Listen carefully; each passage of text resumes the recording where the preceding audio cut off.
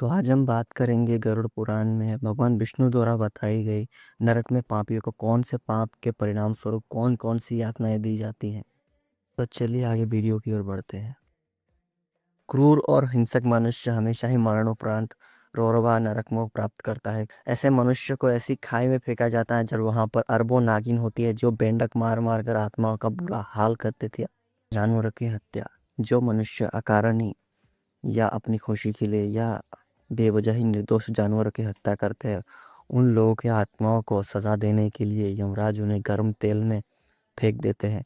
जैसे जैसे तेल गर्म होता जाता है उनको बहुत अधिक कष्ट होता है, आत्मा बिलपने लगती है, लेकिन उनके बाद भी उन्हें छोड़ा नहीं जाता। झूठ और धोखा, जो व्यक्ति झूठ और धोखे और फरेब का सहारा लेता है वो तामिश्र नरक को प्राप्त करते हैं। यह नरक अन्य नरक से बहुत अलग है क्योंकि इस नरक में ना यमदूत आपको मारते पीटते हैं ना आपको कुछ करते हैं। यह नरक में सिर्फ आपको छोड़ दिया जाता है, आप अंधेरी दीवार से टकराते हैं। यहाँ कोई प्रकाश का एक कण भी नहीं है, यहाँ दिन है ना रात है, ना दिशा है ना मार्ग है, संपूर्णता अकेले है, संपूर्णता आप अकेले हैं। यहाँ मिश्र नरक में चोरी के अपराध में फेंके जाने वाले आत्माओं को अच्छी खासी चोट भी पहुंचाई जाती है और गहरी चोट भी पहुंचाई जाती है। तामिश्र नरक पर भयानक दिखने वाले इंसान के जैसे प्राणी इन आत्माओं को बुरी तरीके से पीटते हैं। ऐसा करने से आत्मा मरती तो नहीं, लेकिन उसे उसके किए गए बार बार याद दिलाते हैं।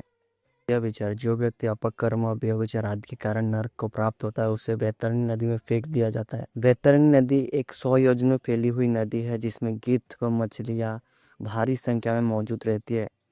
इस नदी का जल खौलता हुआ होता है और इसमें गंदगी, दुर्गंध, मांस व कई प्रकार के जीव जंतु रहते हैं।